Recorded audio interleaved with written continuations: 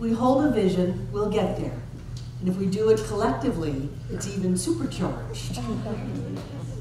So take a deep breath, and we'll repeat our treatment for freedom together aloud. I speak my word for myself, my center, and all its members and friends. I know love as the only reality. I am created out of love. Love is what I am. I know this love as absolute freedom in every area of my life, the life of my center, and all who call it home. I know our center's mortgages are paid in full, and I claim for all of us financial freedom with all debts paid and cleared. I release any sense of struggle or wrongdoing. I live in an abundant universe where there is more than enough for all. We experience freedom in every moment by always having more than enough money, vibrant health, and loving relationships. We are who we have come here to be. With hearts open wide, we see the world through the eyes of love. We are blessed, we are rich, and we are free. And so it is. And we use our points of power. I always pay attention. I always tell the truth and tell it quickly. I always ask for what I want when I want it. I always take total responsibility for my experience. I always keep my agreements. And so it is. So this is a day where we focus on peace. And as has been said many times on this stage already, peace is already within us. Peace is already inside of us. It's not something that we have to go and find and shove into us. It's not something that we can buy in the store. It's not something that is foreign to us. We all know that feeling of peace. When we take a deep breath and we feel that connection, that sense of serenity, that knowing that all is well. That's peace. It's a wonderful thing. And I wonder why I don't feel it more often. You may have noticed that sometimes things seem to just reach in and take our peace and run with it. And then we are left peaceless. Doesn't it feel that way? I went home after class and watched a little bit of the debates. And then thought, what are you doing? Just because I wasn't able to watch them in peace. And so if I'm going to open myself up to something that's going to have me, that I'm going to allow to rob me of my peace, then I either need to pull my head together enough to have my peace or stop doing that. So at that moment I chose the option of stopping doing it. But there are so many things that have us believe that we don't live in peace, that there are outside forces at work for us and for other people. When we watch television or the news, when we read the papers, sometimes just driving down the street, we can experience, I did my morning meditation, I did my treatment work, I had my meeting with my CSO, I've done my treatment for freedom, I'm good, I am good. And then I'm going down the street and something happens. Something happens, maybe it's not a big deal, maybe it's just that car next to me starts to turn into my lane, but I'm there. And all of a sudden, my peace evaporates. And then my head says, peace is within. But my adrenals that are pumping adrenaline through my system and my heart is racing tells me no, peace is transitory. Peace isn't from within, it can be taken from without. I think this is a journey we're all on. And I would be inauthentic to say I'm always at peace because I'm not. I have not had a terribly peaceful week. I wasn't at peace when Sandy and Becca called me Sunday afternoon and said, checking on Jenny, something's wrong, something's off here. And I drove there and called an ambulance. I wasn't at peace when 15 minutes after I called the ambulance, they still weren't there. And so I'm standing in the middle of Sweeten Creek Road looking for ambulances or fire trucks. And when they come, I'm waving them into the right road. I wasn't at peace there. I felt like something had happened that was outside of my control, because I've really tried to get people to do what I want them to do, and it just doesn't work. So Jenny is a spiritual being. She's going to stay if she's going to stay. She's going to go if she's going to go, and she wasn't listening to me. And because of that, I gave up my peace. I hurt my foot. It's like we just can't pretend with the universe, whatever's going on inside of us is going to happen on the outside. And so, vacillating back and forth this week of, my gosh, on Friday she moved her left arm and leg, and that was the paralyzed side. And she moved them. And then Friday night she had a fever of 106. So up and down, up and down, up and down. Maybe you've got those kinds of situations in your life where everything looks like it's going the way I want it to go. We're going to have a healing. I am claiming and calling forth vibrant health because that's what she asked for. She's going to be up here doing a testimonial about how at 86 she had a stroke, and it was a stroke of genius, a stroke of insight. And then that wasn't it, because it's not mine to call. So my level of peace was something I felt like I was chasing this week. And one thing that helps me, and if you don't do this, I strongly recommend you to, is to find a way to go into a state of peace when you don't have obstacles. Some people call that meditation. Before the day gets away from you, practice peace. Open up to that presence of spirit. Feel that connection. And when you feel that connection of spirit in you, as you, is you, there's nothing to be upset about, nothing to be afraid of, nothing to be confused about, because anytime that we move into the consciousness of who we are, everything is fine. Even though the ship may be sinking and the fires may be raging, we know who we are and all is well. And there's this idea that if we raise the vibration of something, then we transform the effect. That if we shift what's going on inside of us, the outside shifts. Ernest got the phrase from Aurobindo in his book, The Life Divine. He said, transcendence transmutes. It does not rectify. So if we want to deal with rectifying, here's one thing, here's another thing, we're going to mediate it out and fix it and do all that stuff, then we're not transcending the situation. We're very much staying in the situation. Well, Barbara, do you know what they did to me? Well, if they did that to me, I'm going to do that to them. And then we're going to call in the big guns and we're trying to rectify it. That will always keep us at the level of the problem.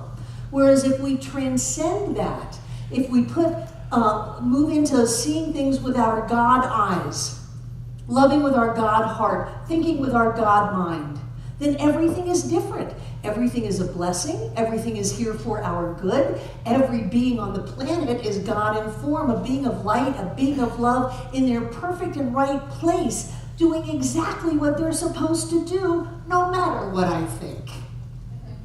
When we can see with God eyes, and when we can live our life as that God being that we are, everything shifts and everything changes.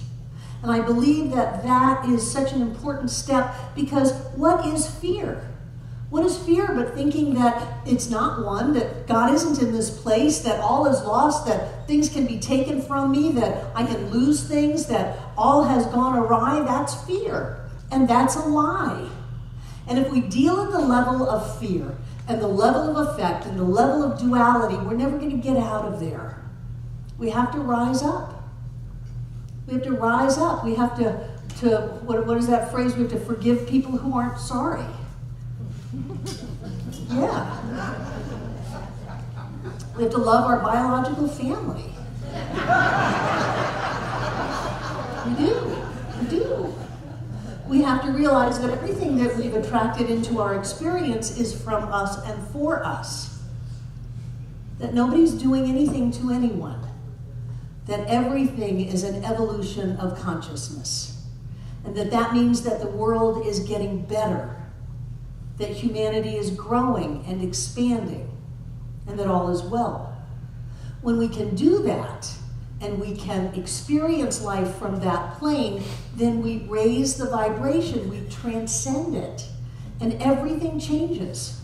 And instead of looking at how the wars are happening, we see that really peace is emerging. Instead of looking at how people are narrow-minded, we see that this is an opportunity for us all to realize it's time to be broad-minded. It's time to be giving instead of taking. It's time to love instead of hate. And sometimes those shifts don't look like we thought they would look because we want everything just to be easy. We just don't want to break a sweat spiritually. We want everything just to be handed to us. And sometimes when the growth happens, it really challenges us. It pushes us. And it forces us to say, if I deal with this at the level of the problem, if I deal with this at the level of the fight, if I deal with this at the level of the judgment, then I'm never going to get out of here. I have to find a new way. I have to find the peace that is already within me. And rather than wanting somebody else to give me my peace, I have to have so much that I can give some to them. Wow. This being on a spiritual path thing asks a lot of us. It asks us to see ourselves and everybody else differently than most people in the world see. It asks us to give that which we want, to raise everyone around us, to see that everything that is happening is part of a perfect unfoldment of light and love, and that that's all that's going on. It's not that Spirit is all that there is, except in this country where I don't like what they're doing. No, Spirit is either all that there is or it isn't. And if it isn't, time and space will not hold together and we cannot be here. The fact that we are here is an affirmation of the presence of the divine. And it's up to us to see it. And it's up to us to live it. And it's up to us to give it. Not only when things are going great, but when things seem to be challenging us. For that matter, I think those are the times of our greatest growth. We're all gems, and we're all in the rough. And so we all get to be tumbled a little bit, to be polished up. And if there's a little grit in your life, that just means you're going to shine brighter. If you don't run away from it, if you lean into it, if you lift it, because you're high enough to lift it up. Now, if you don't dive into the depths and get all petty, then you're not lifting anything. You're going to take it and drag it down with you and wonder why nothing's happening, nothing's changing, things aren't any better. But if you can rise up and say, I may not understand what the value in this is, but I know that because Spirit is right here, there's value in it. I know that I have created this in my life for a reason, and I'm going to use it to grow so that I don't have to just create it all over again. I'm going to bless it and grow in it and be able to give out that energy that says all is well, this is a blessing, things will never get bad or wrong, that there's only that which lifts us. Then we're going to lift it up and we're going to have our lives get fantastic. And people will say, boy, you're so lucky. No, we're not lucky. We broke a lot of spiritual sweats to get here. We got buffered. We got polished. We got buffed to get here because we were willing to go and take the high road instead of the low road. We were willing to go and bring peace into the world instead of looking for peace. You know, there's a lot to say for the desire to go sit up on a mountaintop all by yourself. But all that does is let you be happy by yourself. No, we're in this together. There are 7.5 billion of us on this planet. And we are the wayshores. We are the light bearers. We cannot be like everyone else. We have to be better. We have to be brighter. We have to be more open. We have to be more loving. And if we want to experience this idea of peace being on earth, then we are the ones that have to bring it. Nobody else is going to do it. It's up to us. But the good news is that we can do it. We sing the peace song every Sunday. Let there be peace on earth and let it begin with me, because we are the only ones that can bring peace onto the earth, into the world. But I guarantee you we can. And I don't care what you're seeing on the outside. I don't care what stories you're hearing. Because if you want to go there, there are some pretty intense energies happening in the world right now. And that calls us to be more. It calls us to stand taller, to hold our lights brighter and higher, so that we can light the way for everyone. We're not light bearers and we get to wait until the sun comes up. We're light bearers. We go charge it off into the darkness with our light so that other people can follow us. We are way showers, which means we are showing the way. We're not waiting for someone else to find the way and give us a map. We take our light and we take it forward. And what happens is that the people around us rise up. Those thought forms that we put out in our judgment and negativity, instead of taking people down, we put out thought forms of oneness and positivity and love and light. We bless everyone and everything and insist on having that blessing manifest. We are the bringers of peace.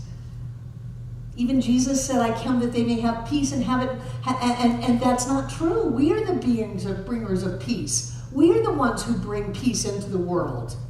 And so that is our challenge, and that is our commitment as we focus on peace this day, as we hold a higher vision of what we can be individually and collectively.